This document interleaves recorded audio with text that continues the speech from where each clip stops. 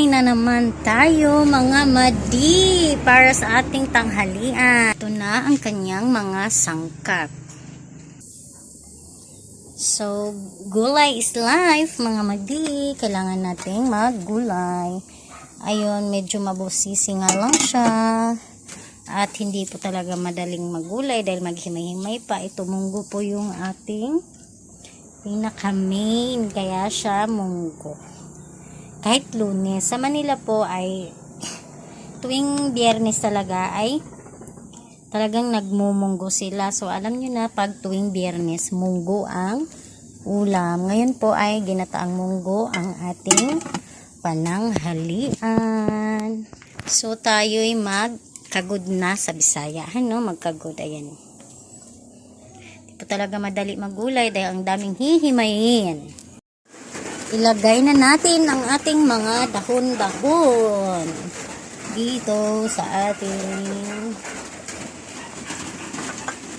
idiretso na natin. Ayan na. Binamihan ko na ng gulay kasi bibigyan ko sila nanay. Bibigyan ko sila ni Nanay Mandang. Ayan na. Ang aking alugbate ay doon na ako pumitas. Sa aking alugbatihan, ito alugbate.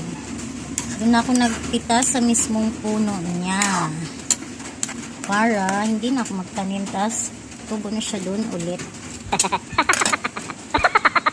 Tapos ilagay na rin natin ang ating gata. Ito na siya, sana magkasya. Sana magkasya kasi parang nadamihan ko.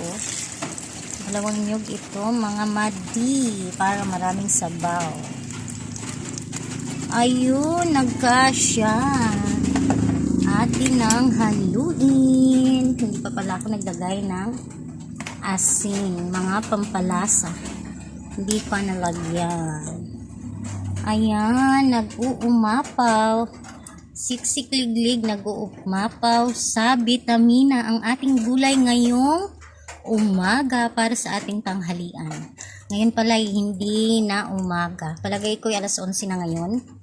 Tanghalian na talaga. Maghahatid na rin ako sa school ng baon sa aking mga chikiting. Ayan ang lakas ng apoy. Ang aking takip ay nasusunog na yan, mga usok-usok na.